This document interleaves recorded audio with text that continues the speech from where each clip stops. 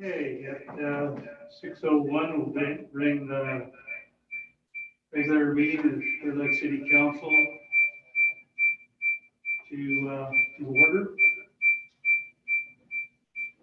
Just turn your volume down. Madam Clerk, could we have a roll call? Councilmember Overton. Here.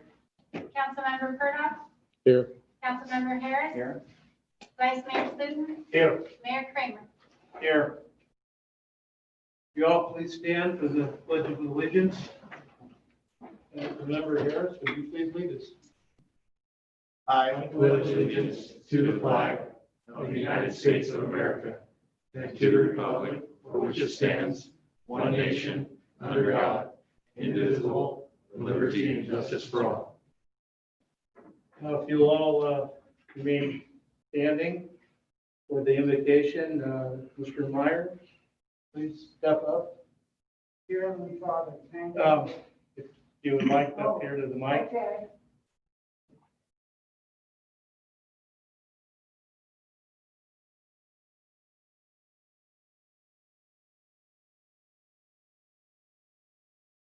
Thank you for the privilege of being in front of you, please. I acknowledge this great privilege. Dear Heavenly Father, thank you for leadership, for making decisions this day, and for the body that's here together, and the experience of doing the decision-making, for the greater good of the populace of Clear Lake.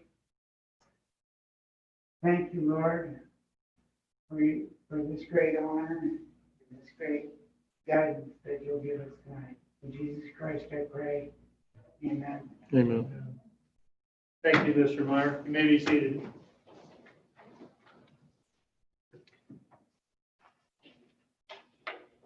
Okay, meeting procedures. Well, as you all know, as we're operating under virtual meeting guidelines, I'll explain our meeting procedures. Agenda items will be open for public comment before final action is taken. Citizens wishing to comment on any agenda item should email the city clerk or submit their comment through our town hall portal. Comments received will be read aloud by either myself or a staff member during the agenda item. If public comment is received on an item not on the agenda within the jurisdiction of the city council, that comment will be read by the city clerk during public comment for up to 3 minutes. If remote participant encounters technical difficulties, I'll ask that we continue discussing the item and participant can rejoin when technical difficulty is resolved. Again, if you are a participant who is not speaking, please mute your computer and to prevent distractions from the current speaker. First thing will be adoption of the agenda. City Manager Flora, are there any modifications? No modifications. All right, then may I have a motion and a second to adopt the agenda? Mr. Mayor, I'd like to make a motion to adopt the agenda. Second. Motion has been made by Councilmember Harris and seconded by Councilmember Overton. May I have a roll call, please? Councilmember Overton. Aye. Councilmember Purdock. Aye. Councilmember Harris. Aye. Vice Mayor Slutin. Aye. Mayor Kramer. Aye. Agenda is adopted. Okay, now we're going to move on to presentations, and we have one unagendized presentation. Chief White, and representing, I think, the Post. Yeah, Mr. Mayor. So I'd like to introduce Maria Sandoval. She's the Assistant Executive Director for California Commission on the Post, and she has came to present Chief White with his Executive Post Certificate. So we'll turn it over to Ms. Sandoval. Good afternoon, good evening. Thank you for getting me on the smoke tonight. I appreciate that. Sacramento was pretty sucked in at the time. Thank you for your time allowing me to be here this evening. My name is Maria Sandoval. I'm the Assistant Executive Director for the Commission on Peace Officer Standards and Training, also known as POST. I am here this evening to present representing POST and our Executive Director, Manny Alvarez, to present the Executive Certificate to Chief White. POST is a state agency. The commission sets the standards for 608 agencies, approximately 97,000 police officers and dispatchers. Here are some fun facts. For every 1,000 applicants, as a rule, 100 are accepted into the police academy. From there, an average of only 90 graduate, and fewer of them pass probation. Even fewer of these individuals possess the desire or the ability to be a sheriff or a chief. Many post certificates, there's 6 of them, can be obtained through a career by just being years in service. The highest possible certificate obtainable is the executive certificate, which has to be earned. 2 years in the position, must possess an advanced certificate, must have at least 60 units from an accredited college or university, and must attend the executive development course. Less than 1% of all the certificates that we award at post are executive certificates. Since 1959, only 1,738 executive certificates have been issued. Chief White's certificate number is 1,736, which underscores the uniqueness of this certificate and the hard work taken by Chief White. On behalf of California Post, I am honored to present you, Chief White, with your executive certificate.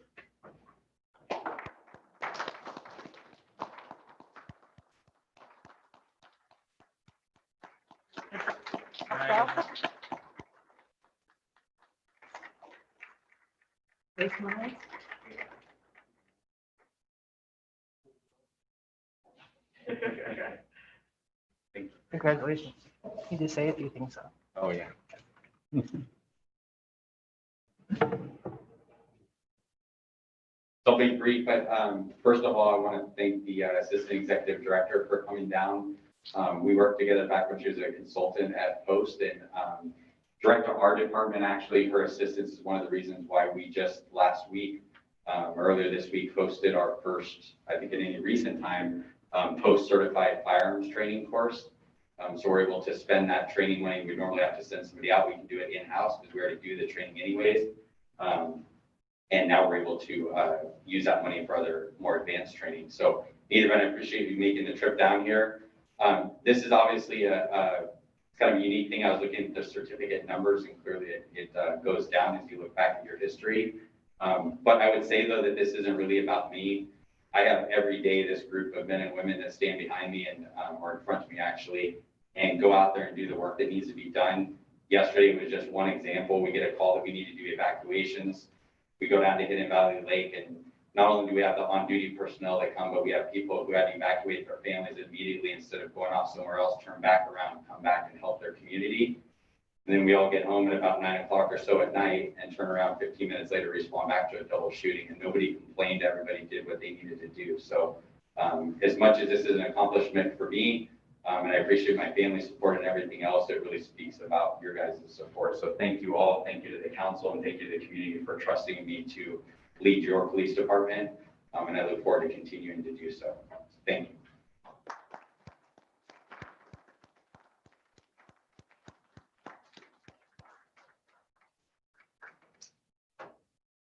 Chief White, we all feel very lucky to have you. All right.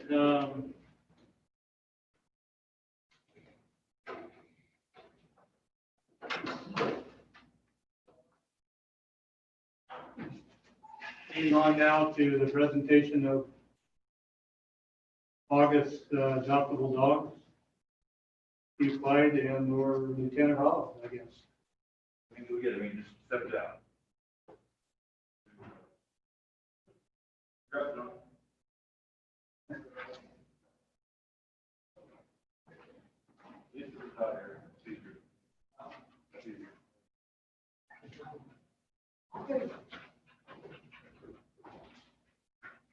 Officer Moretz and Bella. Hello, everyone. I am Officer Moretz. This is Bella. Moretz, if you'd like to, What's that? it's acceptable to pull your mask down and Okay. speak here. Thank you. This is Bella. She is obviously very excited to be here. She's a 3-year-old Staffordshire Bull Terrier, actually kind of a miniature. She's kind of smaller for her breed. She's current on her rabies. She's microchipped. She is spayed. Some of her favorite things to do are hike and play at the beach. We actually have a volunteer that every once in a while will take them on a long car ride up to the coast, take them out on the beach.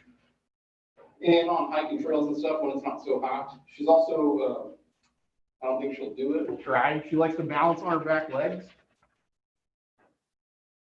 We'll do it. Of course not. Come on. No. All right, we tried. She's available for adoption. We're open by appointment only right now. The phone number for the shelter is 707-273-9440. We are located at 6820 Old Highway 53, and we are open Monday through Saturday from noon until 4. All right. Any questions or any? Have you made use of the dog park yet?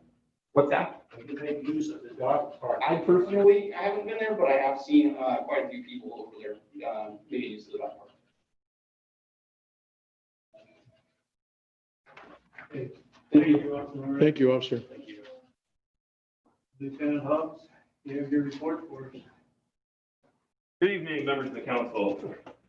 So far this year, we've taken 257 dogs into the shelter. 149, or almost 60%, have gone to rescue. 51 have gone back to the owners, about 20%. 36 have been adopted. 15 have been euthanized. So we're doing even better than last month. Right now, we're up at 94.2% on our live release rate. We've been steadily going up the past 4 or 5 months. We've been getting better. We were good at the beginning of the year, but it's getting a little bit better every month. So hopefully this keeps it up and we can get a little closer than we are now. So very good. Good news. Thank you. Thank you.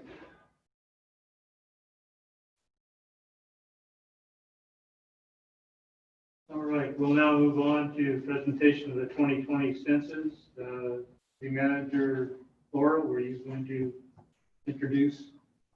Administrative Services Director Swanson will present this. I'm going to share my screen with a presentation.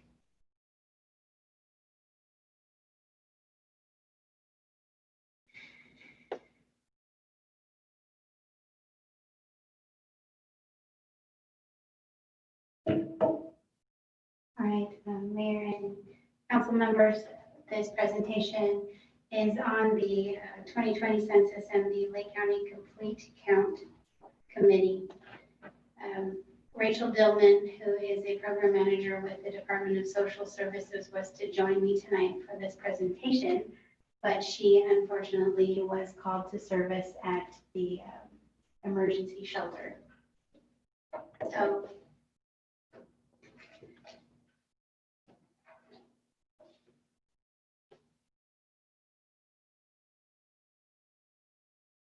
the Lake County Complete Count Committee is comprised of a broad spectrum of government and community leaders. Both cities comprise the committee. The county has several members. The Lake County Library has members, NCO, the Woodland Community College, just to name a few. So our goal is to increase awareness and motivate Lake County residents to respond to the 2020 census, and a focus on the city of Clearlake, which, as you know, has a typically hard to count population. A hard to count population is defined as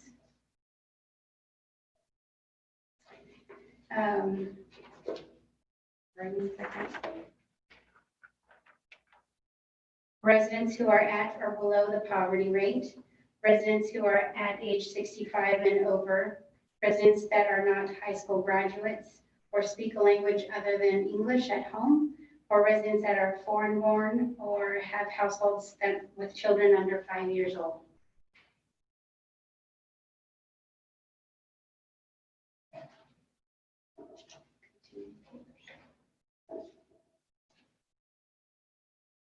So we started work in November of 2018. We were getting ready to ramp up our activities throughout the community when COVID hit, and that's we had outreach planned, door-to-door planned, But as you know, all of that changed. Yeah.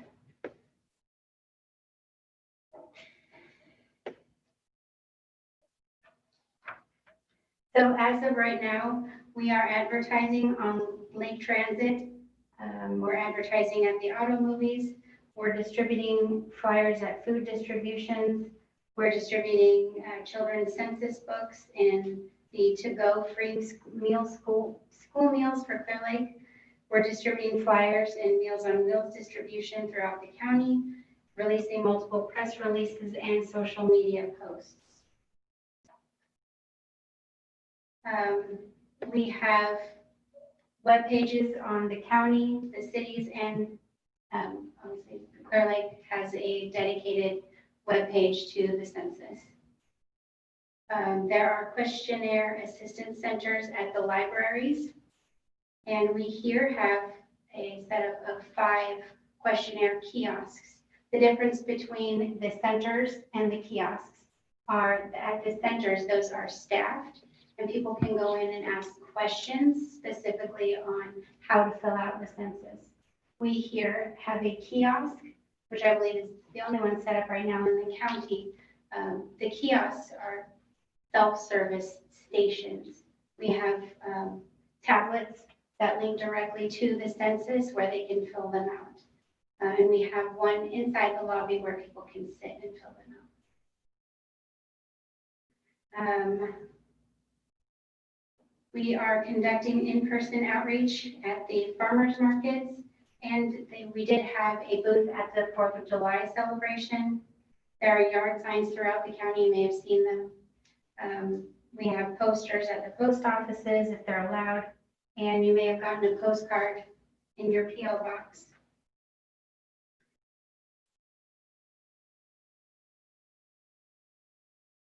Nationwide, the self-response rates now are at 63.6%. For California, they're 61.5%. Lake County is now at 45.6%, which, as you can see, in 2010, that rate was 42.6%, so it is a bit higher.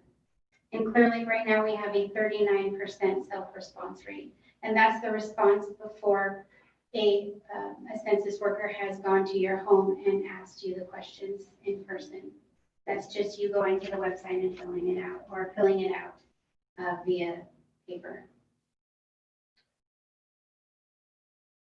So, as you know, the time limit for the census has been drastically decreased from previous in termination.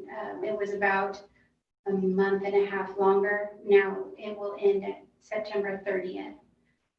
So we are placing 10,000 flyers in the back to school materials at all the schools countywide, August through September. Posters are displayed at the COVID testing sites starting next week. And we are displaying posters at Adventist Health starting next week. We are ramping up our Facebook and social media posts in order to get the word out. And I haven't heard a final word on whether or not this happened at the last fishing tournament, but there's a state truck that goes out to promote it with lights and signs and everything. It's pretty fancy. So we're hoping to get that to all the bass tournaments. So that is the presentation, and you can contact Rachel or you can contact me for more information. Are there any questions? What was the response rate 10 years ago? I did try to look that up. I didn't get that information from Rachel. I tried to look up for 2010, the specific to Clearlake. Unfortunately, the data is very difficult to read and kind of, dare I say, varied. I'm not sure what it is. You can tell by county, but not by city specifically.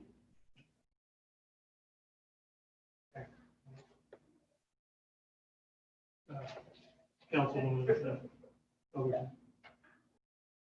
So Melissa, would it be appropriate for us to help our seniors fill their census out if they need help? I think that you can help them with that. I think you just have to let them answer the questions. Now in our, we're getting that together. Yeah. if they need help, they can contact us. And Absolutely. so And basically, just ask them the questions and they would answer them, right? I think so, yeah. Something else I just wanted to add is that people experiencing homelessness are going to be counted between September 22nd and September 24th in emergency and transitional shelters, soup kitchens, mobile food vans, service sites, and targeted non-sheltered outdoor locations at that time. In the city or around the county? Yeah, so throughout the United States, that's the plan put forward for local census takers to go out into those areas and talk to people about the census. Other questions? Thank you, Melissa, for that presentation.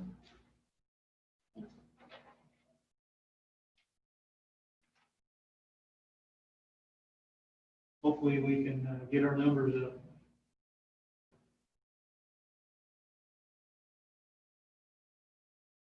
Okay, moving along, we'll now move on to public comment. Public comment will be accepted via email through the city town hall portal prior to the start of the meeting. Each public comment emailed to the city clerk will be read aloud by the city clerk for up to 3 minutes, or will be displayed on the screen. Public comment emails and town hall submissions which are received after the beginning of the meeting will not be on the record. Madam Clerk, have we received any public comment? Yes, just one moment.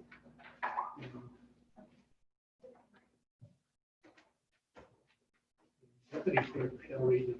How many do we have? This is just one.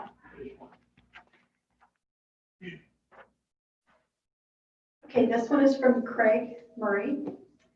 Mayor, members of the City Council. I serve on a local board in my home county, and we have concurrent meetings. I may not be able to attend virtually, personally, but providing a copy of my email to you from yesterday.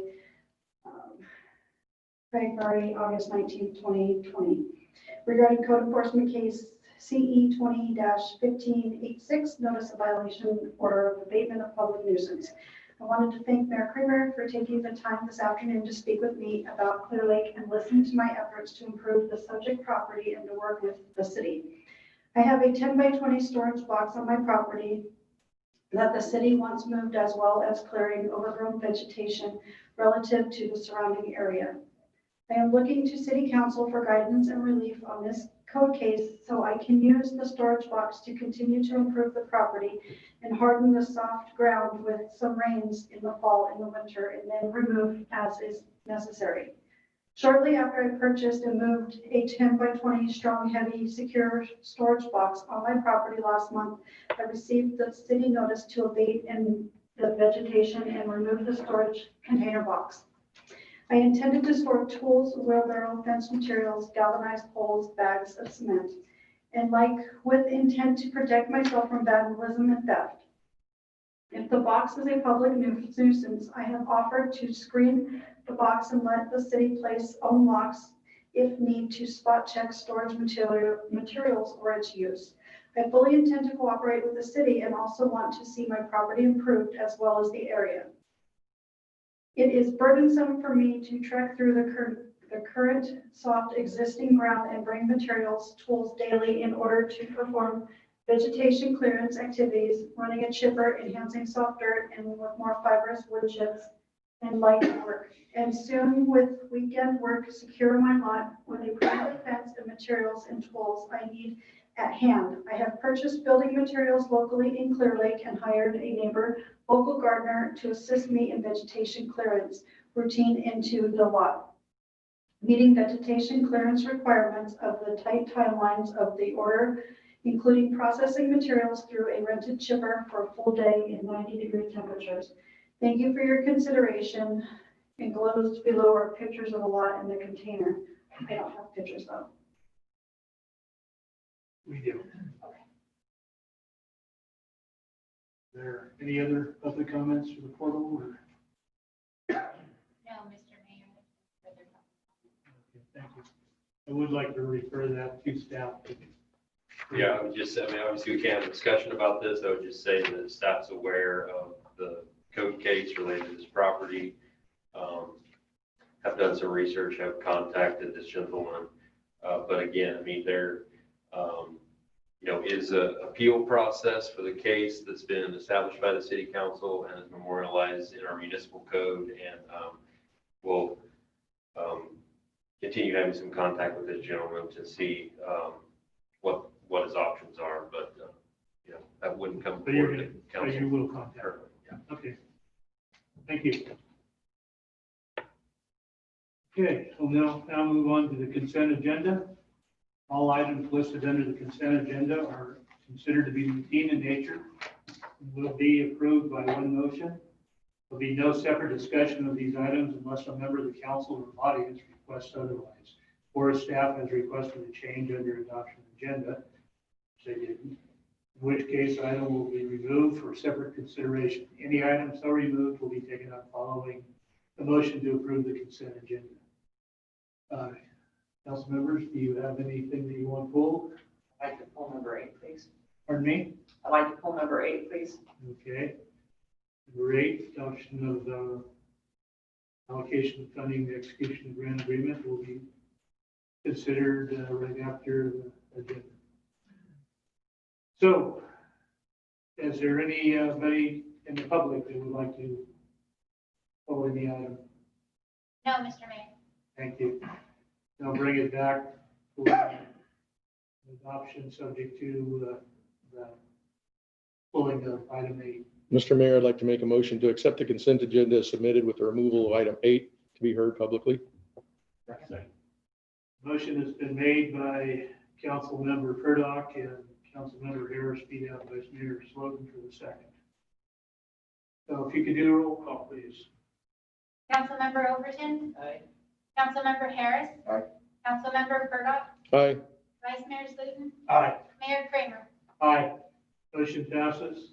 We will now consider item 8, adoption of a resolution approving allocation of funds and execution of the grant agreement and any amendments thereto from the CDBG DR program for $1,157,983 for multifamily housing program resolution number 2020-36.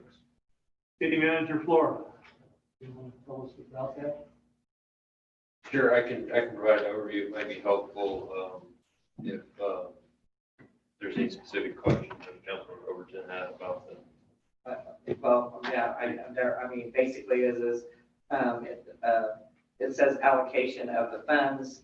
But then also what I wrote down here said that decision didn't have to be made today. So, was kind of confused as the recommendation is to basically approve the allocations, but what are we allocating it to then? Because in the form, it kind of acts like we weren't allocating it. So, I was a little confused about that. I'll give you some background. So this is part of the 2017 allocation of funds through CDBG related to disasters during 2017 season. For us, of course, that was a sulfur fire. And so the way the disaster recovery process works is a little different than it's not really competitive. So all of the different jurisdictions within the state that had declared disasters were eligible for the overall pot funds. I don't have it in front of me. Well, you can kind of see here the total, at least initially, was just over 66 million for all the eligible entities. And so then HCD actually gave each entity an allocation of how much you're eligible for. For us, that was 1.1 million. So, this is a process obviously that started a long time ago, and they put the program guidelines together. Those are now done. And so this is what they call the due diligence process. So sort of the first step in that is the council has to adopt this resolution, sort of approving the allocation of funds. And then there's a few other forms and things we have to submit. But if you look at the timeline here, December 31st of next year, 2021, is the final date to actually submit an application to HCD for what we want to use the funds for. So, we had to submit a notice of interest in January, and at that time, we put in 2 potential projects. One was the Hope Center project, and the other was a project that we've, it's still preliminary, we kind of working on up by the hospital off of 18th Avenue on the currently county-owned property up there. But this is a multifamily housing program, so any project, either one of those 2, or another multifamily housing project that comes up that meets the intent of the program guidelines could be part of that application, which has to be submitted by the end of next year. So basically at this time, these projects are not basically the ones we're going to approve at the end. No. That's kind of what I want to clarify. Yeah. Thank you. Are there any other questions? I'll open it up to the public. Are there any questions from the public on this? No public comment. All right, I'll bring this back then for discussion and hopefully a motion. Are there any questions or comments, discussion? Mr. Mayor, I'd like to present the resolution number 2020-36, if you're ready. And resolution approving an allocation of funding and the execution of a grant agreement and any amendments thereof from the CDBG-DR program. I second that. A motion has been made by Councilmember Overton and seconded by Vice Mayor Swift. And a roll call, please.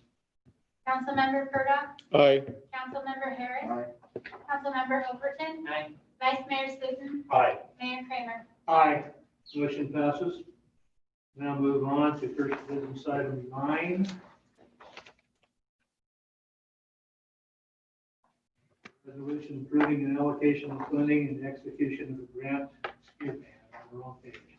Consideration and designation of voting delegates and alternates for the League of California Cities annual conference in October. Ms. Swanson, are you presenting this? Yes.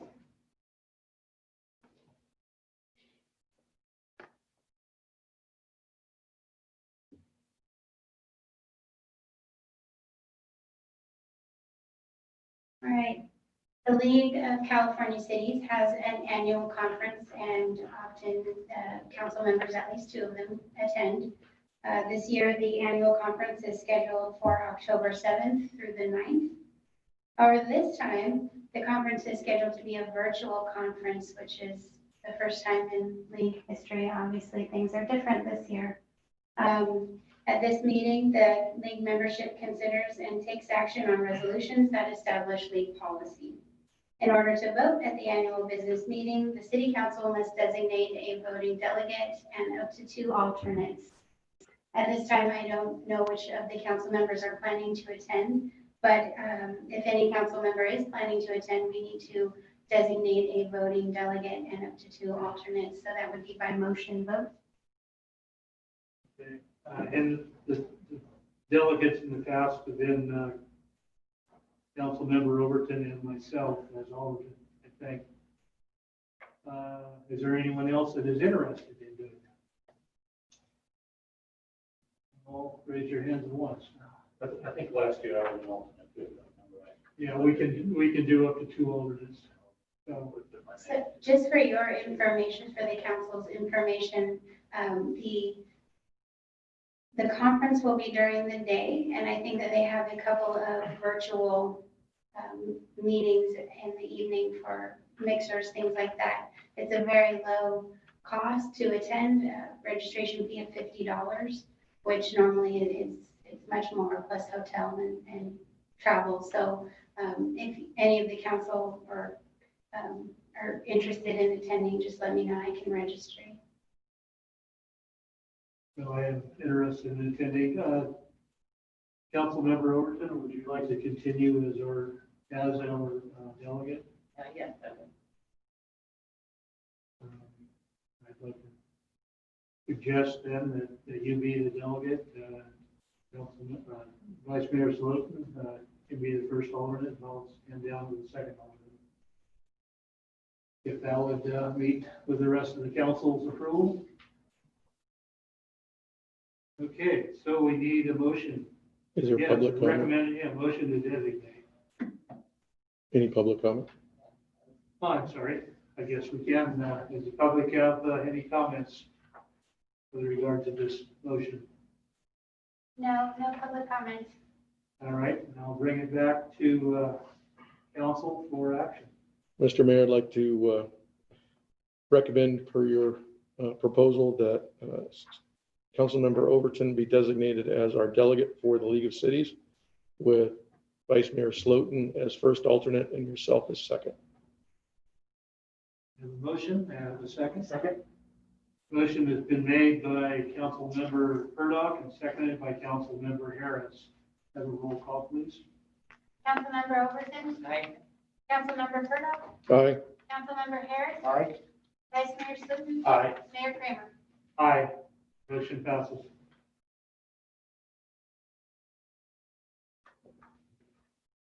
All right, moving on to business item 10.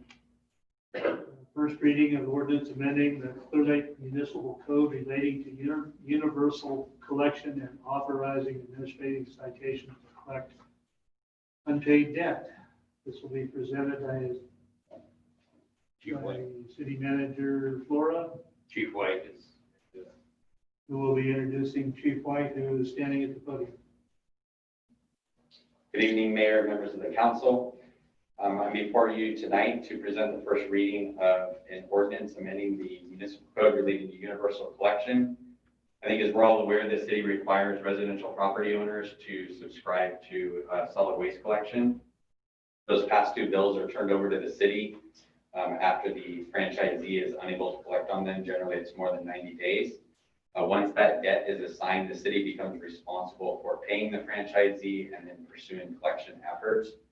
Under the current municipal code, the collection process involves levying special assessments, which requires an annual presentation to the council if we want to pursue that. And then it becomes attached to the property tax record. I believe, as many are aware, the tax collector's office has issues with processing tax sales. So it's largely an inefficient process in order to collect this amount of money.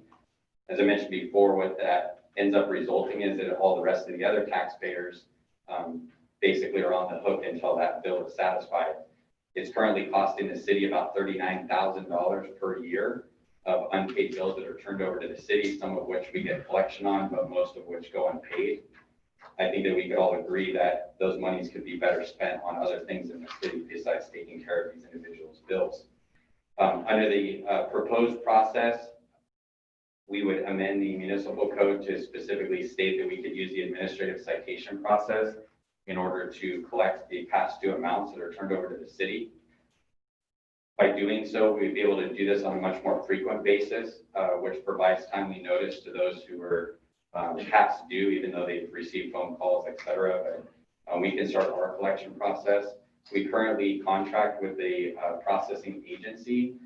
So we have a comprehensive program set up, which is very effective, and it's also linked to the state franchise tax board, which allows us to participate in the Intercept program, which again increases our chances of collecting these fines or these past due amounts.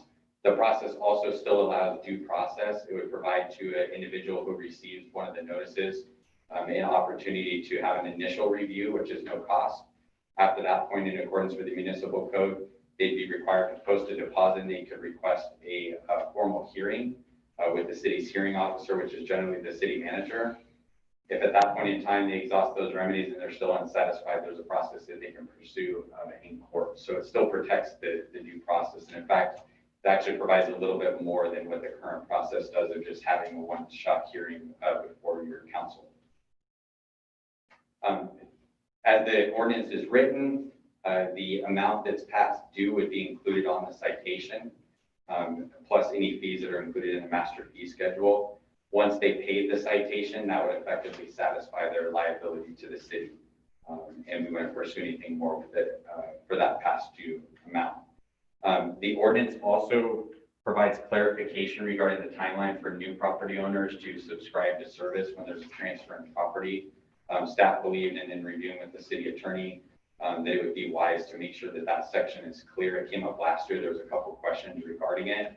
And although we're confident with the process that we used, sometimes when you go back to revise, it's a good opportunity to make sure that the law is very clear to all the persons who are supposed to follow it. The financial implications is to try and recover approximately $39,000 a year, and this will provide an efficient and effective manner to do so. With that, I'd be happy to answer any questions. Thank you, Chief White. Questions, Vice Mayor Slotin first. Of the 38,000, you say, how big is, how much money they do collect? You know, on an annual basis. I can pull up the number and come back to you. I have it in the spreadsheet, but it's not a very high percentage of it. We do get some collected back. That one of the challenges under the current process is that there's no mechanism to recover any of the costs involved for us to even collect what's there. So last year, it was a considerable amount of my time spent generating, basically getting the process going, generating stuff. Our code enforcement technician, front desk folks, putting it all together, bringing it here, and then it's just an ongoing process. The other part is when we recorded it, they counted their fees involved with getting all these things recorded, and then when individuals end up paying to release it, this way it'd be much more efficient. You're welcome. Council Member Overton. One of the things is like you said, we had some people that just bought properties here and they didn't even know. So isn't that something that's required by the real estate? And are we going to give them something to present to the property owners when they buy property? Or is this something that is going to be required by the company to notify the new owners? I mean, how do they know who's new and who's not? So when you move into a city, they generally advise you that there's city ordinances that you may have to comply with. I researched to see if any other places have specific real estate disclosures, and I think the city managers are more familiar in this area than I am. I couldn't find any that have a specific part of that. They just say you moving into a municipal city, there's rules that you need to follow. I also know that in one of the cases last year that was presented before your council, a comment was made by the appellant leaving the room to basically say, well, I just wanted to give it a shot to see if they'd go along with it, something to that effect. So again, here though, it does clarify that they read in it, they know they have 15 days to get their property basically turned over and transferred. And I will also talk to one of the real estate agents locally about the issue and kind of talk through it. And we didn't really come up that there's something more specific to be done other than to make sure it's clear and here. That I think the biggest feedback item that we've had from both existing and new owners is just timeliness. So when it gets turned over to the city, that if for some reason they miss the multiple calls that's required and everything else, that once they hear from us, that it's not, a year down the road, which is basically what we run into currently. So our plan would be is we get the bills quarterly, we'd get the bill, we generate the process, send out the notices, and then allow it to work its way through. We could also address issues where maybe there is a problem on the other side of it. We can address it much more quickly so it doesn't build up. Okay, that's great. I like that. Any questions? Just one, Mr. Mayor. Chief, who is the point of contact if people have questions regarding their garbage service? I'm sorry, regarding Garbage service questions, complaints, would that be your office? Or yes, code so if they can enforcement? contact code enforcement, yes. Okay, thank you. City Manager Flora, did Chief White say that you had talked with a realtor with regard to what the sales contract might say, disclosure? Yeah, I mean, I think we have had some conversations about that. I mean, it's certainly something that could be done. Most of the agents, it sounds like, are familiar with that and, let folks know. But I mean, it's one of those things that we get a small handful of complaints about it, but the bulk of people out there realize that this is a real issue that they need to address. There, when they buy a house, should be garbage cans there already.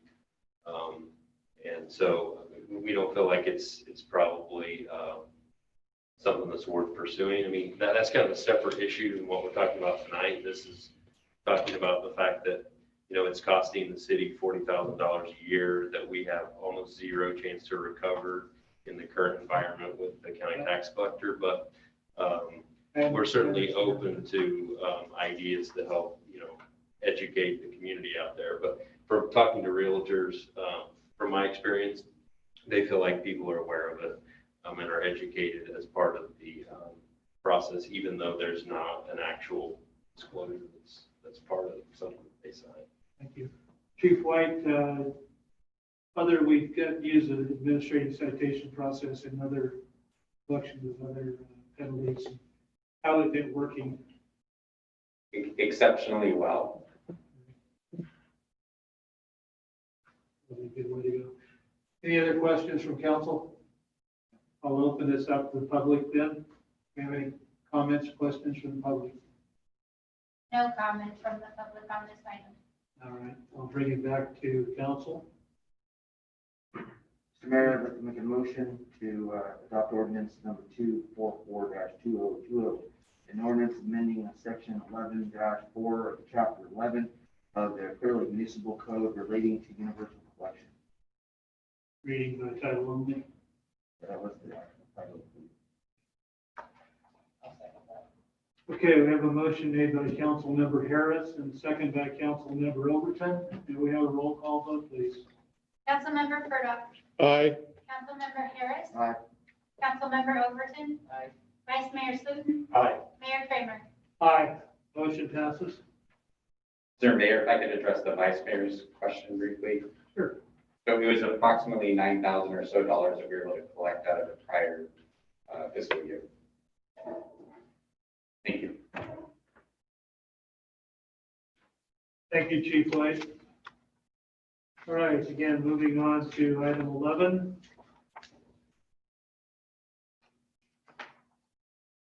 First reading ordinance number 245-2020, an ordinance amending Clearlake Municipal Code, Chapter 2, Section 2-1.2, increasing the salary of city council members. City Manager Flora. City Attorney Jones will present the staff report.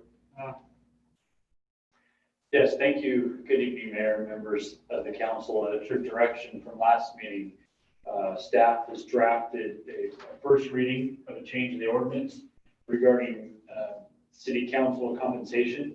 As you'll recall, the current salary is $300 per month, and that was set in 1989, about 31 years ago, which meant that the salary could increase up to 5% per year, which you had the capacity to go to $765, but the direction was to bring back an ordinance with a change of $500 per month. There was a brief discussion about maybe an ongoing 5% increase. And I didn't know at the time, but upon research, the government code doesn't allow that. So you've got to set a specific amount at this point, and if the council wants to increase or decrease it at a future point, they certainly can do that.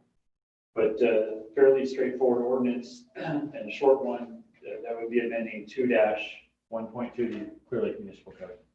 So any questions, I'm happy to answer them. Thank you, City Manager Jones. City Attorney Jones. Are there any questions from council? Open it up to public discussion.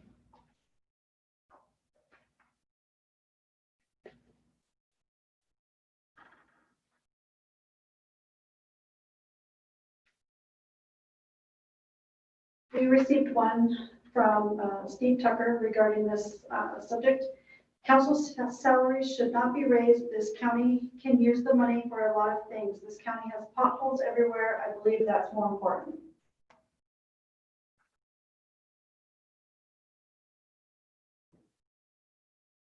Thank you, Deputy Clerk. Mr. Flora, do you have any other comments come in by any means? No, Mr. Mayor. City Clerk, anything more? No, Mr. Mayor. Okay, seeing no more public comment, I'll bring it back to council for discussion and action. Any discussion? Vice Mayor Sloat. I think it's not necessary to increase our stipend behind the program. Based on the situation. Thank you. Any other comment? I will for a motion.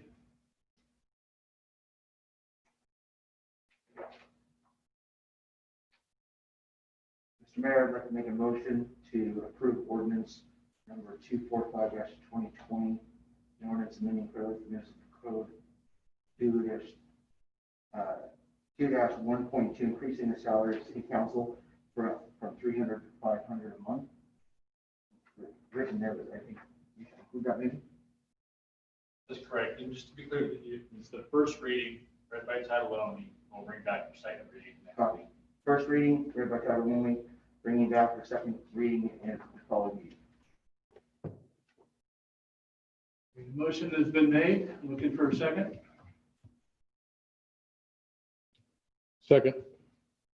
Motion has been made by Councilmember Harris and seconded by Councilmember Purdock. Have a roll call vote, please. Councilmember Overton. Councilmember Purdock. Aye. Councilmember Harris. Aye. Vice Mayor Sluten. Aye. Mayor Kramer. Aye. Motion passes.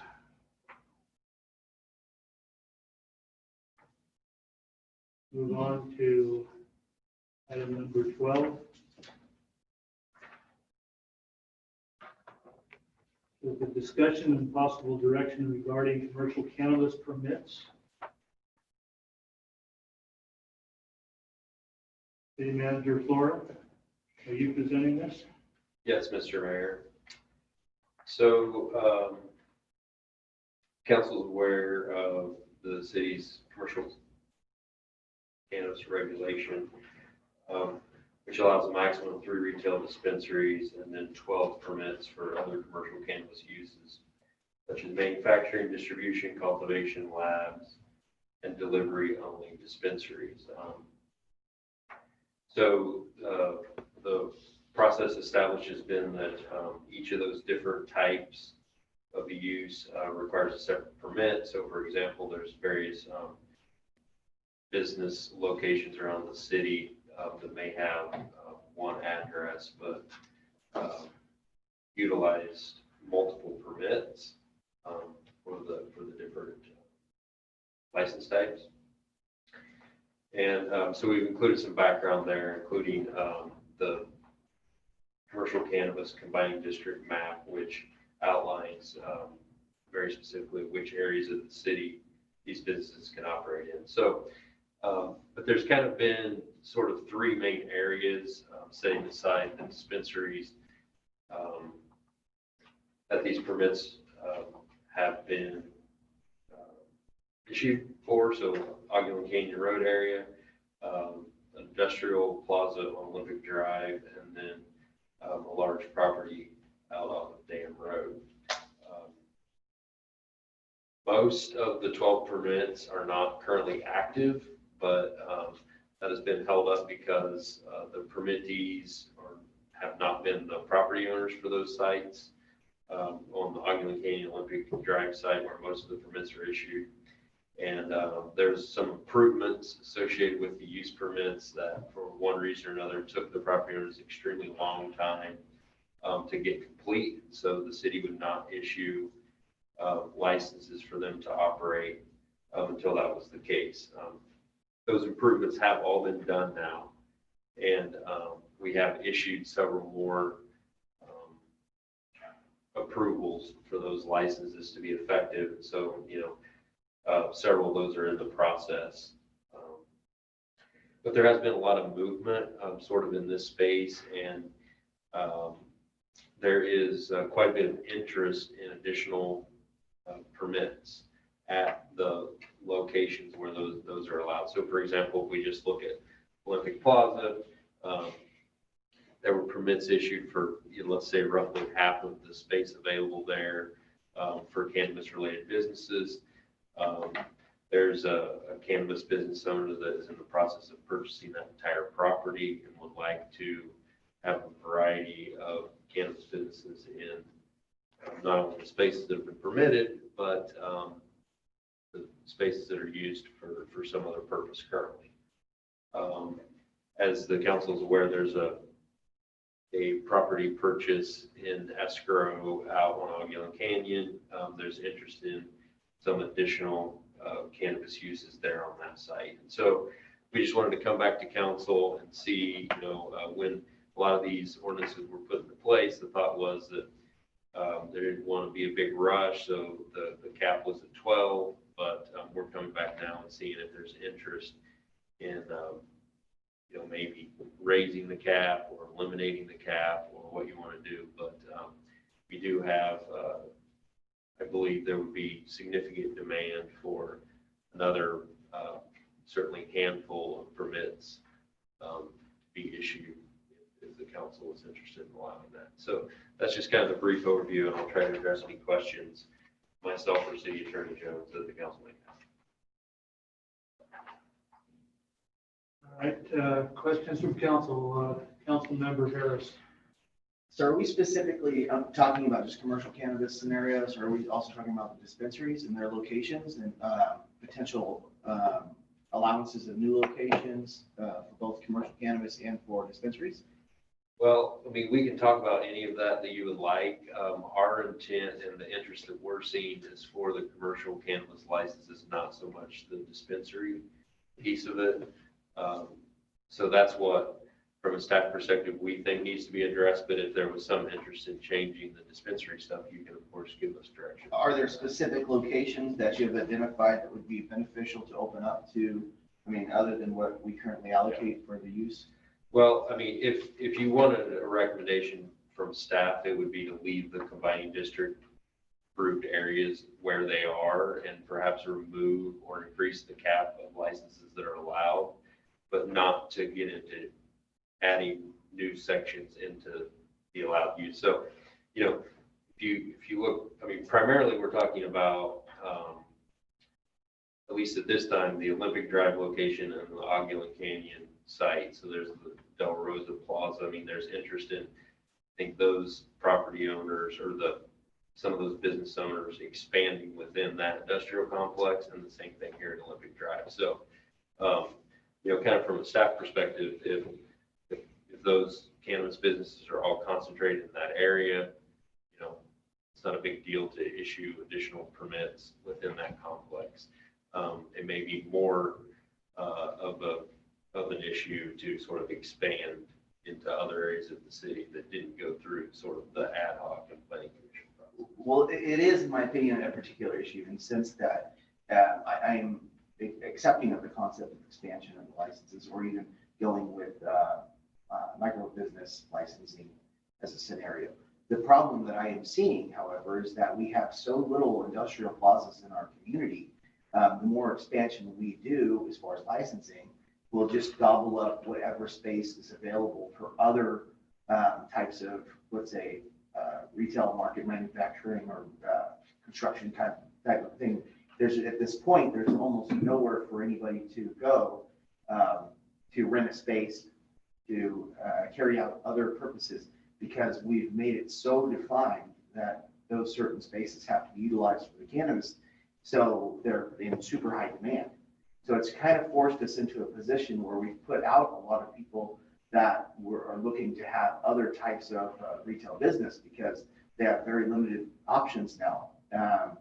And I don't know, I think there should be some consideration to the idea of potentially looking at other locations that would be acceptable as well, other than the very, very defined ones that we currently have. And I understand there's been a lot of communication about that over time. But I think so far, it's been my opinion that the ones that are in operation right now haven't caused any hurt, discontent, or harm to our community that I can see. So I think that it's at least worth thinking about that as a concept, because we're not just talking about the effect of the cannabis businesses, but we're actually talking about the effect the cannabis businesses are essentially having on other businesses at this point. And I know multiple business owners that have had essentially been pushed out because they happen to fall into that one little areas that are cannabis driven. So I think there is some discussion that needs to be made about that as well. But yeah, I'm very, very much on board. I always have been for the micro businessing concept and allowing each one license holder to carry out more duties, under the one license. Thank you. Commissioner Slotin. I think that's Councilman Harris said, there's just a lack of industrial type of space in the city that only concentrated in a couple of days. How many licenses that we issued are currently used?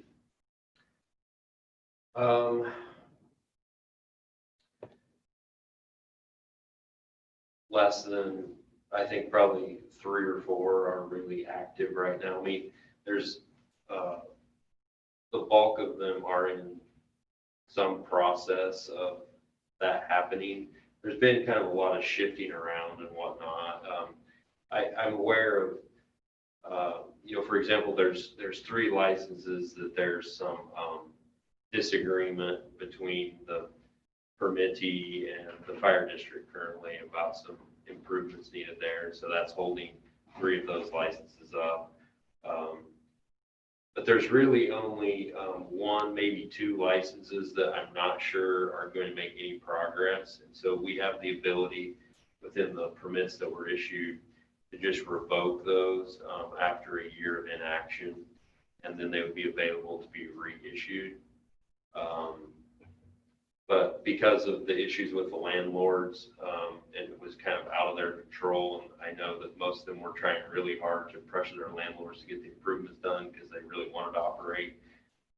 We didn't take any action to revoke those permits up to this point, but I think now that that issue's been resolved, if we're not taking any action from permittee, that we would then pull those and make them available under the current law. So we have 12 licenses. 3 are actively in business.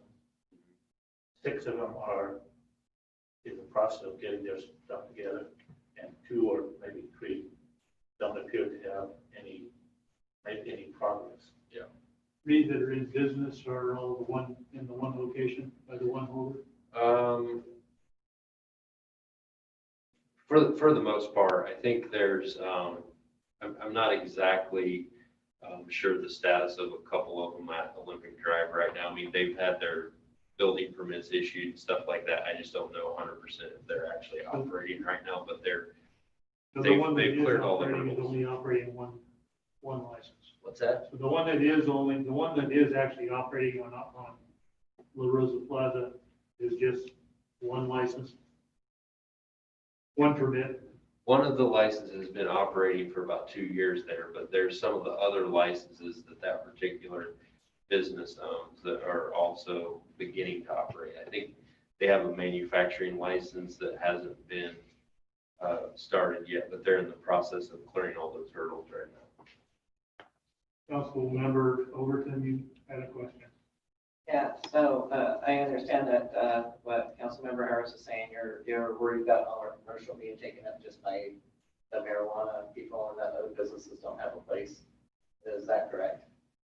Well, yeah, Am I understanding what you're saying? yes, that is an issue because we have very little industrial plazas. We essentially incorporated all of our industrial plazas into this design feature, and then it essentially pushed everybody else out that was in a different style of business because of that very limited real estate. Okay, so, and I agree that if this person's gonna buy this plaza, it's not gonna really make much difference at this point in time. He's gonna shove them out anyway, and even use just, he buys the whole thing, then he has one permit for the whole thing, and can do anything he wants, am I correct? Well, It's one owner. even if it's one owner, each license type, so if he wants to do manufacturing, he's gonna have to have a permit for that. Distribution is another permit.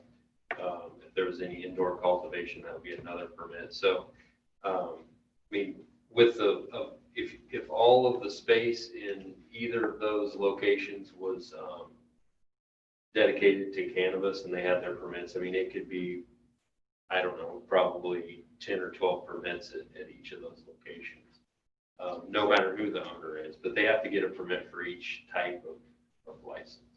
Right, and this person that has the permit for this property now does not have a variety of license at this point. They have some, but there's definitely space available within the complex for additional uses and permits. I mean, to speak to the concern you guys are talking about a little bit, I mean, I think you're right. I mean, we all know examples of businesses that may have been in some of those complexes for a number of years and have been pushed out. There's no doubt about it. I think, unfortunately, at this point, the cannabis businesses, I should say unfortunately, but the reality is they're entrenched now.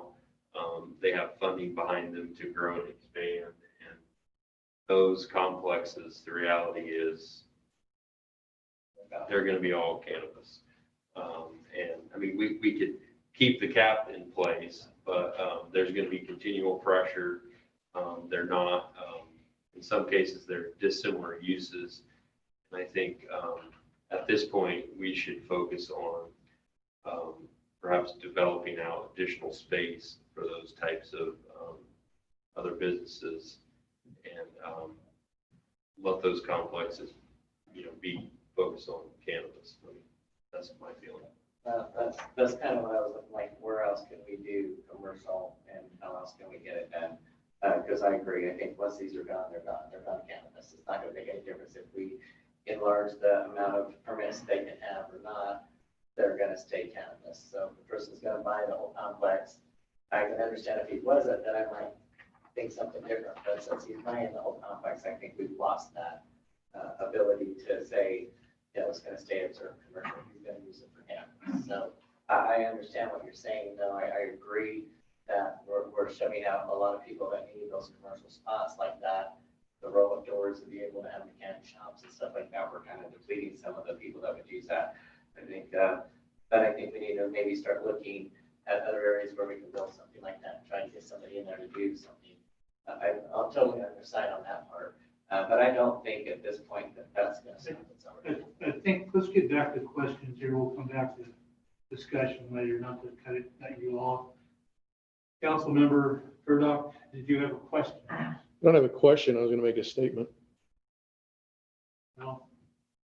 We're going to go to the public comment and come back and you can, not a question. I think we need to move forward and then we get back to, I'm sure there's going to be a lot of comment and questions after public comment. So if you don't mind. Go ahead.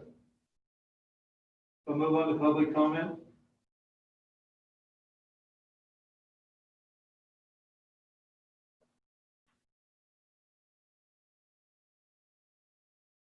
We've received one from Joan Mangori. Regarding increasing the marijuana, I don't see Lakeport increasing their numbers. Why does Clearlake have to drop their standards? 3 locations for the size of our city should be more than enough. I know the city needs tax revenue, but it seems it would be nicer to encourage family-friendly businesses or businesses that support the city residents with services and work on the parking requirements. Joan Mangori, 14107 Lakeshore Drive. Thank you, Deputy Clerk. That's all of the public comments, nothing on the portal. No further comments. Thank you. And I'll bring it back for comments from the council. So now, Councilmember Burdock.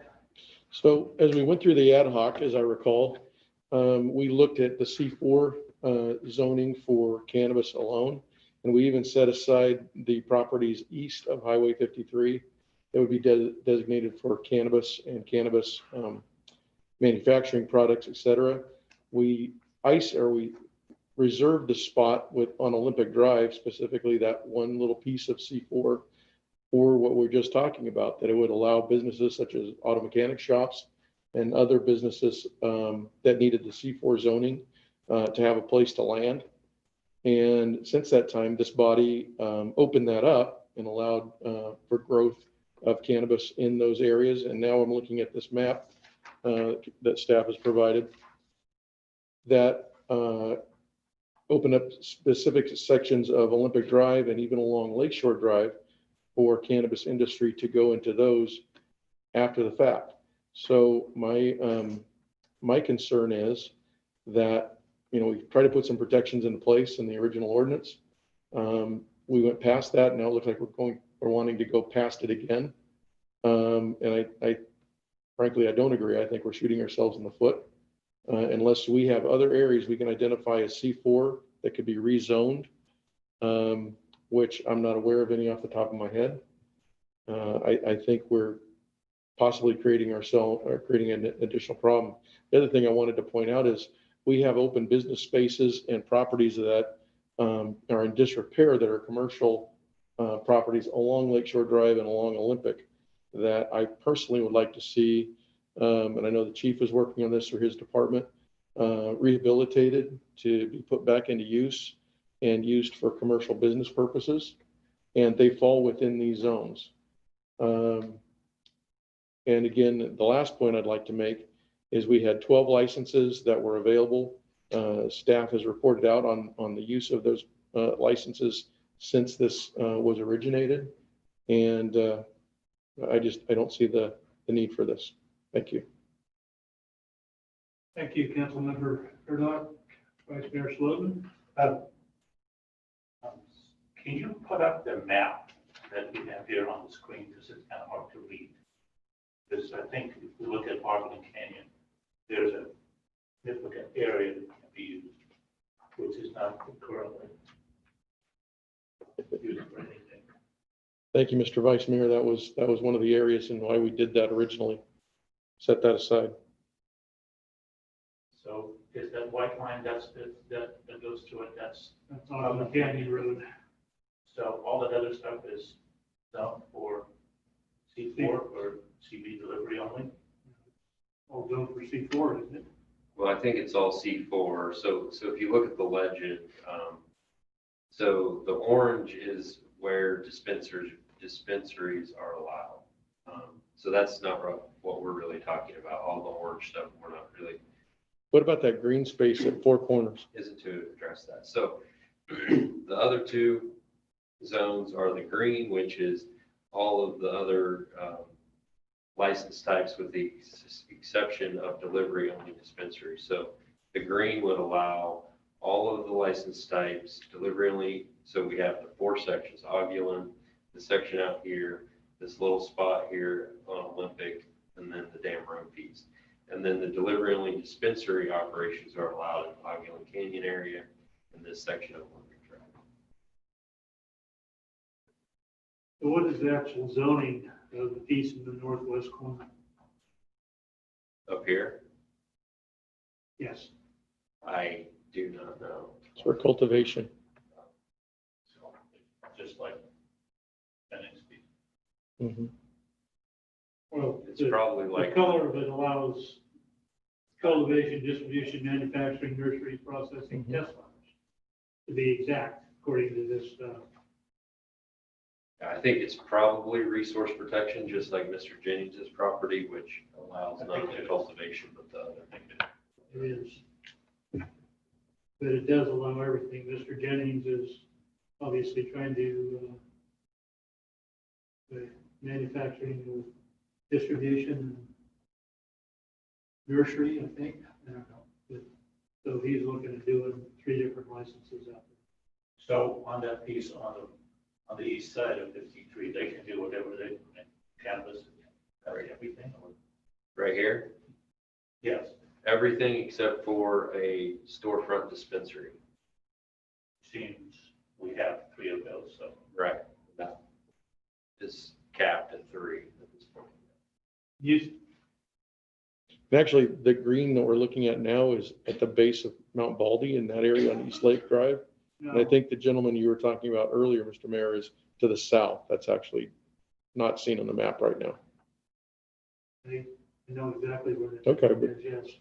For the public, Pardon me? for the public.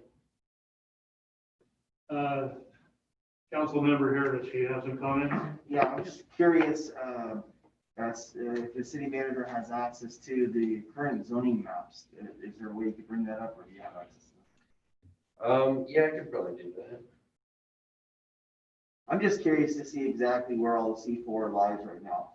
And I guess the point that I was trying to stress is that it's a side issue of this, what we're talking about today, right, which I understand. But part of the side issue is that other businesses outside of marijuana don't have a place to go. So we need to figure a scenario out to allow for more C4 somewhere. And I think that's the point I'm making, is that the marijuana industry is gobbled up. I agree, it's in the rearview mirror now, right? But we still have a future, and we have people that are in need of developing the business plan that they have that's outside of the marijuana industry. And even some of the licenses we currently still have that are not in in action could be utilized in an additional C4 area, or whatever the case. But I just think that that's a serious concern at this point, that we really need to look at adding some industrial areas, because we essentially don't have hardly any as far as I can tell. So. Councilmember Overton. And I totally agree with Councilmember Harris about the looking into other commercial properties, but I think at this point in time, with the, no matter how many permits, it's still only gonna go in these areas. And these areas are gonna be, they're already marijuana areas. So Right. that's not gonna change anything whether we raise the permits or not. Right. You know, so, and I'm just saying that since they're only in these areas, they can expand. What makes the difference if they go ahead and have the other permits to go ahead and have businesses? I agree with you. Yeah, so, I mean, I'm saying, like, why can't they all just have whatever they can do in that area? Maybe that's something that, you know, we need to look at, is each area outside of retail, you know? Would that be sufficient for them to be able to do, you know, manufacturing and cultivation, distribution? I don't think I'd want any more retail in these areas, but delivery, lab testing, they're all appropriate places for them to do all of those. So to me there's nothing gonna hurt us to expand the licensing, because they're not going anywhere else but in these places. So why not utilize them to the best that we can? If I could reach it, oh, sorry. City Manager Laura, what's the map? Well, so this is the zoning map, so the sort of darker purple is all C4. You can see Aguilan Canyon, and then some that stretches here across the Highway 53, and then this is down here, kind of like in the airport area, which is more C4, and then looks like all that out there is.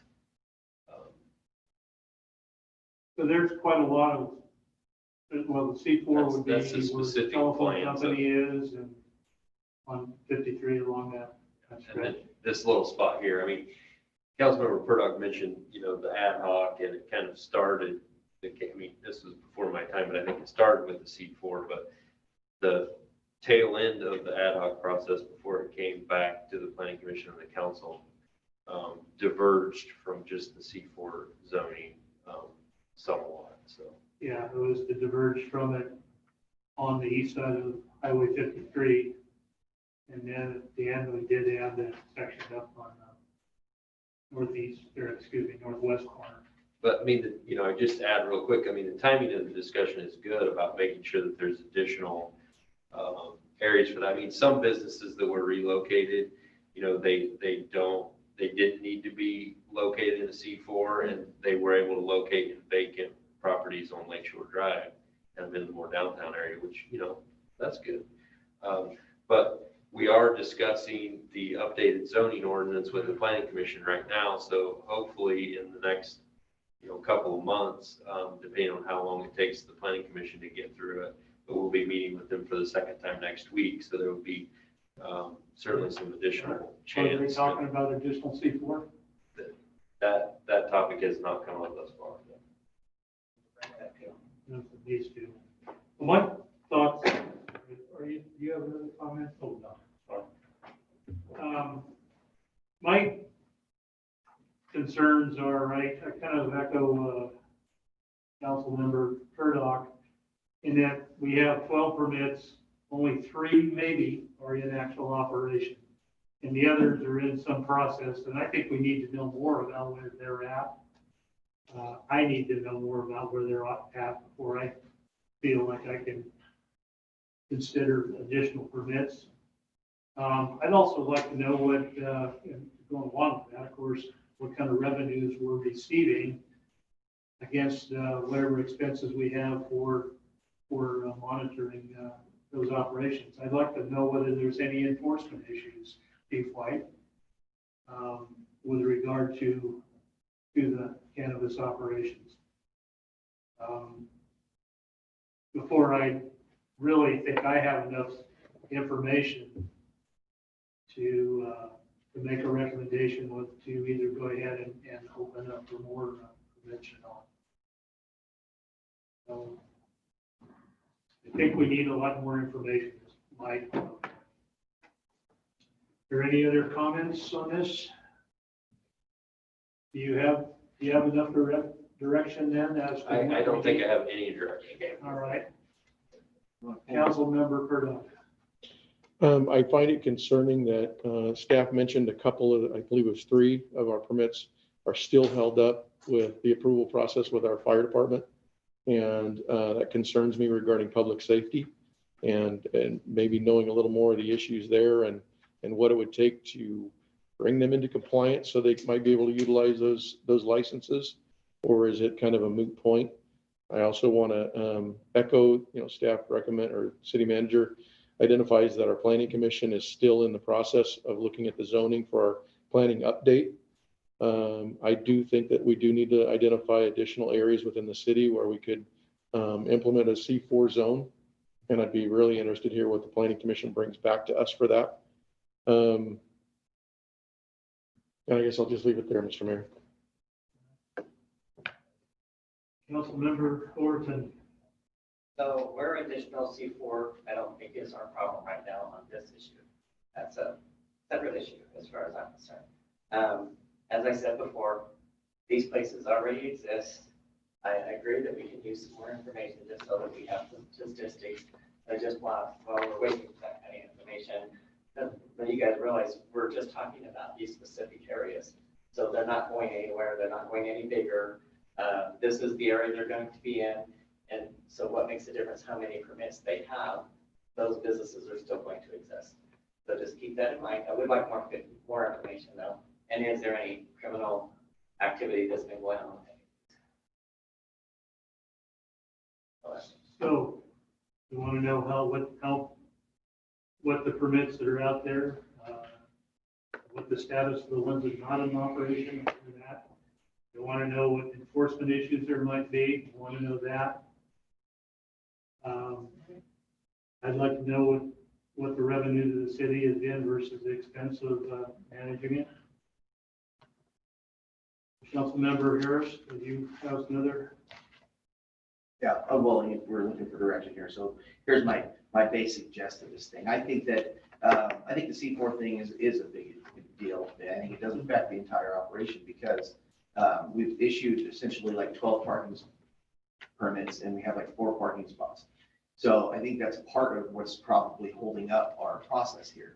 If we can issue more of these parking permits to the same people, and they can park different vehicles in the same spot, then it accomplishes something. I see this part of the issue here is that we've issued these licenses to have a cannabis-based business, but they don't really have a location to put this cannabis-based business because we have very limited options for that. So I think that is part of the problem. I echo the sentiment about getting feedback from Chief White. I'd like you to actually give us feedback if you have that with you on what kind of occurrences you've had in these cannabis businesses. If it's had a negative impact on the police department as far as additional service needed in those areas. But as a general sense, I see no issue with the idea of one location that's already dedicated to marijuana use having multiple licenses, because obviously there's already a dedicated scenario happening in that one location. And maybe issuing more licenses to those locations will actually keep those businesses allocated in those, or located in those one little allocation areas. But as a side issue, I'll just bring up that later on as far as future agenda items about the C4. I mean, it's a little misleading looking at the map, but there's literally several hundred acres of vacant C4 zoning in the city right now. So, I mean, there may be some other appropriate areas, but the lack of C4 zoning is not holding back any development currently. Yeah. But can I Go ahead and finish your thought. Yeah, if I can go back to that. Okay, but we only opened up marijuana use in areas of developed C4. That's what I'm trying to say. Yeah. What I'm saying is that we didn't take bare C4, which would have been cool, but we didn't. We took the only developed areas of C4 and said, these are the only areas you can go. So that gobbled those areas up. That's what I'm trying to express. Vice Mayor Sullivan? I think the problem with that is that, as you can see, on the south side of Auburn Canyon, east of Highway 53 is a large area. Problem is that, that is C4, but there's no infrastructure. There's no water, there's no sewer, there's no infrastructure there to build new C4 type of buildings. That's the problem. And, you know, maybe we should fix something or put some scenario together. If they want to go there, we can up with infrastructure. Yeah, I mean, just to the vice mayor's point, I mean, the biggest deterrent to developing that area is actually Caltrans's current refusal to issue commercial encroachments on the Highway 53 from any of those parts. One of the, and along with that are, APC, let's report, there is a Highway 53 corridor study in place. Unfortunately, those things are about 10 years behind anything actually happening, or 12 or 15. But you're absolutely right. They have not, we'd like to see a frontage road along there. It's years out. Other access to it off Ogden Canyon goes across the drainage, which would be some infrastructure costs as well, but it is C4. And I'm sure that the owner of the property would entertain offers, but it would be expensive to develop the infrastructure. So I have to agree with Councilmember Harris. I think we do need to look at more areas where C4 might be appropriate. Some of our other C4 areas we're looking at developing to other than C4 uses. That's my feeling on that. So City Manager Flora, what more do you want? What do you want in the way of direction? Well, I've heard a few different things from a couple of council members, but I don't feel like there's been consistent direction from the majority of the council, other than some additional information related to police calls. So I don't know if someone wants to take a stab at creating some specific direction that you can all, or at least a majority of you, get around. I'd like to see an actual pretty much detailed report on the status of the permits that are, the 12 permits that are issued, where they're at. How many are actually in production? How many are waiting for their landlords to get their place ready? How many are held up by the fire department? Whatever it is, I want to see exactly what's happening with those 12 permits. That's what I want to see. Okay. Councilmember Harris, do you have some comments? Okay, so I think the general gist is that what I'm seeing from everybody, and I would hope that this is correct, is that all of us would like feedback from the police department to make sure that these areas aren't causing us any ill will. I think that's one step. Additionally, I think that making sure that the existing permits, we're talking about expansion permits, but it sounds to me like we have some derelict permits that are just sitting there, you know, so what's the status of those? And I think the other thing would be, what hand can the city play in helping maybe mediate the issues between the fire department and the people that currently have permits, and maybe we can find some resolution to figure out where we need to go and what we need to do. And if that person, we have time limits, so if that person that has the permit isn't planning to move forward with the requirements that are set forth by the fire department, then we may have to take action on that and move it to somebody else, is what I'm saying. So I think that those are the kind of things that are important, but I think that what I agree with the mayor here in saying that we really need to have all the information. We have very, very little information. We're being asked to see if we want to expand that based off of just a want to or not to, without having a lot of, you know, supporting data either way as to where we're sitting with the existing ones. Do we really need to expand it? The existing ones? I'm sorry I did a poor job explaining. No, you're not doing a poor job explaining. I'm just saying that we really don't know. Are the existing ones not even being utilized properly? So why would we add more if those ones could be worked with to get them to be utilized properly? And then obviously concern for all of us would be, what's the impact on our PD?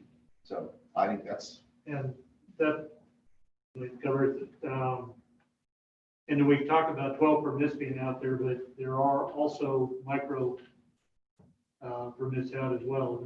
That are No, connected to some of those. You may recall that the micro business licenses are only allowed for the retail, 3 retail dispensaries. And these, and the retail dispensaries are not involved in this issue at all. Not from my perspective, I haven't seen a demand for additional retail dispensaries. I've seen a significant demand for other licenses. That clarifies it. Again, the enforcement issues along with the current uses of each permit, status of each permit. I really would be interested in seeing, and again, the cash flow. Revenues versus cost. And Vice Mayor. Yeah, one more comment. I think my feeling is at this point that we don't, at this point, want additional licenses. We want to see after the 12 licenses are operating, that we might have to come back and add additional licenses at that point. That's what I'm at. Because if they are, we have the area designated where they can go. So if they're really interested, they're forced to put in the infrastructure to do that. I'm not necessarily saying that, although I'm not saying that at all. I know that. yeah, I just want to see. I want to know more about what it is. We're trying to make a decision here on a pig and a poke. We need more information. Okay. So everyone agrees on the You got information. 3 people saying that. I'm gonna make it really clear. I haven't heard. You're gonna have the majority, because I'm going to say, yes, I would go ahead and I will entertain and take that information, so that we just know. But I'm not saying I'm not going to go for the permits. I don't want that on the record. Again, I missed that last you stated. No, I was just making sure that he knew 3 council members specifically said, yes, I would like that information. Thank you. Because he's confused, and I am confused. All right. Anything more on that? Hopefully not for now. All right, let's move on. City manager report, council member reports. The city manager. I really don't think I have anything to report tonight. Thank you. Council member Curdo. I don't believe I have anything to report, Mr. Mayor. Member Harris. Yes, I do. If anybody has driven past our park in the evening times or even the morning times, how elated I am to see what's going on there. Oh my God, it's just amazing. I've never in my lifetime, I've been here my whole life, never have I seen, I would say I've never even seen a quarter of the people that are utilizing our park now. I mean, it's a crowd. It's almost like there's an event going on all the time. So very excited about that. And the feedback from our community has just been super positive about it. So just want to see. So I would add that bathrooms are getting closer to being done, so that'd be exciting. The murals are done on both sides, and yeah, it is very exciting to see people playing tennis and skateboarding and using the dog park and everything. And then one other thing there, as far as the park, I did mention to the mayor here, I've had a lot of people reach out and ask to now they want to buy a bench or a table or whatever. So, and then I get it. They want to be part of it. And I think that's fantastic. That's a true testament to, again, what's going on here, and I just think that that's pretty fantastic. And the one last thing I would mention is that I had some occurrences at my home that required the response of our police department, and I appreciate very much the efforts that were put through by our law enforcement. Obviously, just because I'm a council member doesn't mean I'm not also a citizen of our community. And I was dealing with a significant problem, and I very much appreciate our police department's efforts. Did you have to use our fire department's efforts for this, one of your other projects, by the way? I didn't ask you that. No, yeah, what he's mentioning is that I rolled my tractor, came very, very, very close to a near-death experience. But just by the grace of God, I was able to roll out of the way before the tractor landed right where I was laying. And yeah, I would have been killed probably in that. And I'm just really grateful that I didn't get killed, but I did get injured. So I'm hurting for certain, but I didn't go to the hospital because I'm very stubborn. My wife has said to me many times that I should, but I just decided not to. Well, we are very happy that you weren't injured and perhaps some tractor safety lessons might be in order. That was one. Councilmember Overton. Well, then I think you should go because you've been late to 2 meetings, so that obviously was the reason By why. 1 minute. Give you that time. But you should go that still. So, the park is awesome. If they want to help with the park, I say that we start up a fund to help create our playground area to be better than what it is. I'm not happy with the playground area. I think it's, and the fence isn't up there like it's supposed to be. And I think we need more equipment there for our kids. So if they want to donate something, I said instead of benches, I think they should go for more playground equipment. I know it's expensive, but I think that's being more important than some more benches out there. I think it would be more utilized. Well, that's an excellent idea. I'm just responding to this. I'm sorry, it's a little out of cue here, but in many other cities, I've actually seen that. And what the section, each section of fence has the name of the business. So I think that would be fantastic to Or incorporate. even a I piece of think equipment. I'm losing control there. No, yeah, That's okay to have a discussion still on what we want to see. Mhm. So that was just one. Two, I did have, I was lucky enough last week to participate in a meeting to organize, we didn't think it would be this soon, what we would do regarding the COVID virus and setting up the emergency shelters. I'm so thankful that we had that when we did because everybody kind of knew what we were going to do. We were very good at spending several hours putting that together and it went together very quickly. And so, I mean, I think they did a fantastic job of getting it out there. It seemed like it went very smooth. I have gotten no complaints on how things went. So kind of getting proud of us. I know we do this too often, but even when a change comes, we really kicked in and still did it good. So last but not least, I am very honored to have the chief of police that we have. You know, I'm amazed at your age that you've accomplished so much. And what you bring to our city has been amazing. I have to say, in all the years I've been here, and I'm sure anybody that's been here can testify that we have never had a chief of police that has the knowledge, the abilities, and everything that you do. I commend you. I highly commend you for everything that you've accomplished in your life and what you bring to our city. We are extremely lucky and hope we never lose you. So I don't want to really put that out too publicly because we tend to lose people that way. But I just wanted to really congratulate you. That was a great thing for you. And that's Done? I'm done. Vice Mayor Swope. I second it. Councilman Overton praised Steve White. Like the lady said, there's not too many that have the executive post and certification. We had a marketing committee and we talked more things to do at the marketing. There's some ideas out there of making the sidewalk around Austin Park. Certain things. We're also talking about banners that we can put on the street lights. We're also talking again about the big picture frame that we want to put on each side so people can take a picture standing in this big frame with the mountain behind this background. So it's kind of a cool thing. We got an example from Johannesburg, South Africa, where they have something similar to that. It's pretty awesome to do that. So one of my duties to figure out how much it's going to cost. I don't know, did I forget anything? No, you covered that. I figured you would cover that. I did attend at the Canoctown Water District Board meeting virtually, and they're struggling with several things that city also has struggled with in regards to dealing with coinage. That's kind of it for me. Okay, thank you. Councilmember Overton really stole my thunder, Chief White. you are amazing, no matter how old you are. You've done us proud.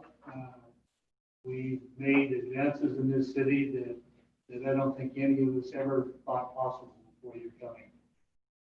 So congratulations on your post tonight, certificate tonight. And like I said, we wanted to keep this low key because we want to keep you here. The park and the benches that you mentioned, we have had some maybe Manager Floor and I have had some conversations about that. And I think we've also talked about maybe even the possibility, or I've talked about the possibility, probably with the city, with Council Member Overton, about tables, with covered tables where a family could get together for a family reunion. The Lower Lake Riscucci Park has got a setup there that works really well. And I think that would be something that I'd like to see us consider as an addition to the park.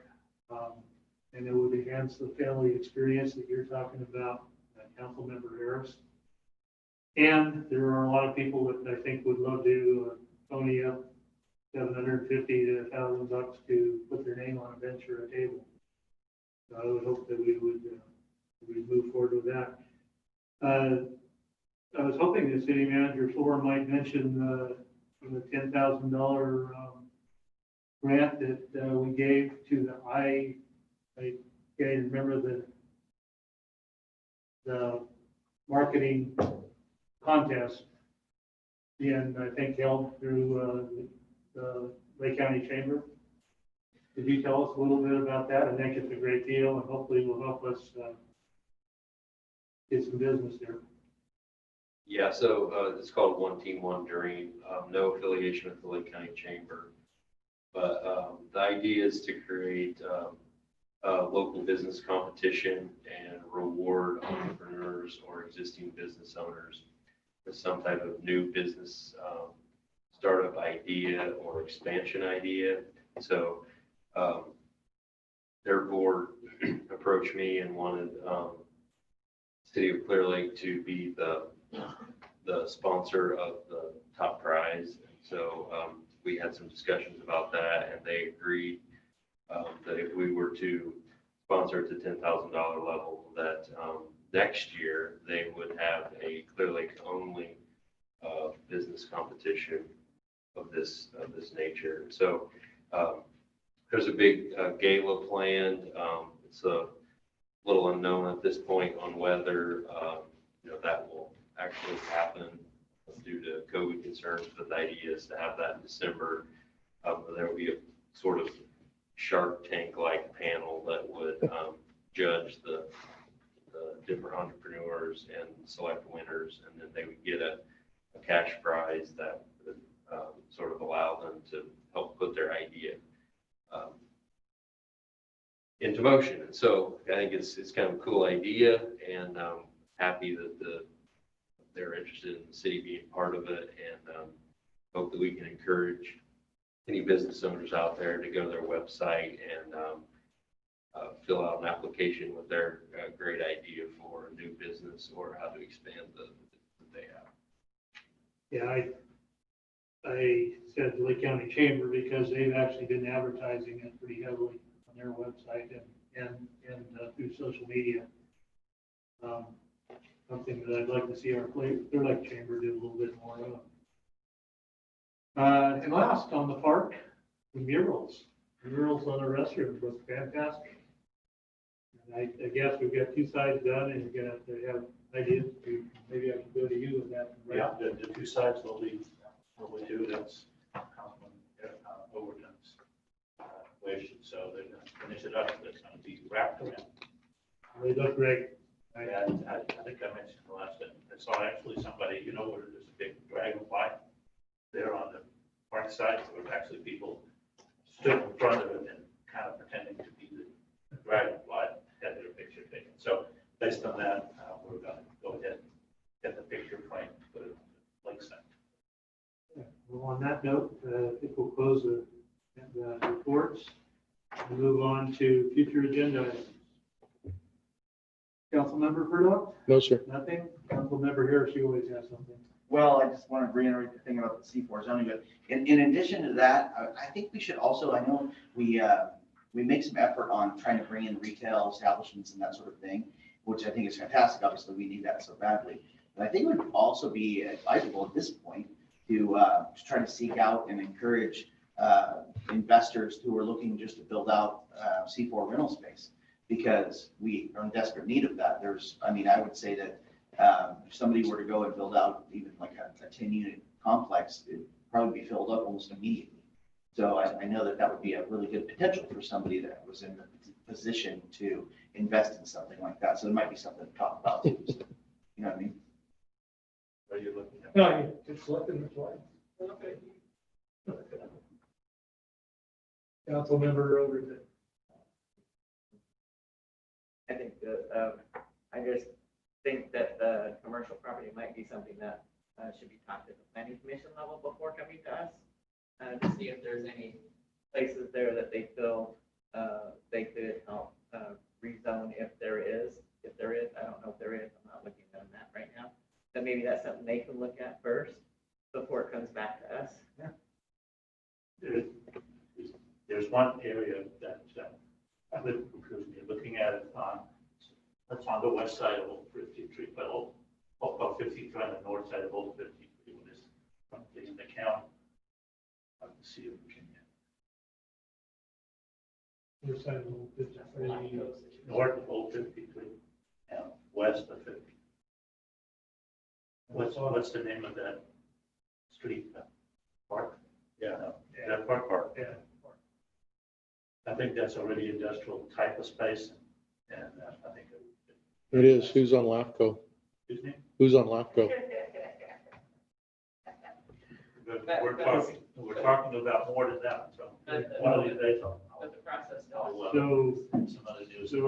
so is the consensus here that you want something on the agenda for talking about the possibility of, I think that's also planning commission. I understand that, but is there something that council can No, actually, I think she makes a good point. Yeah. I think it would encourage the planning planning to take a look at our options there. But Can we pre-zone it even though it's in the county?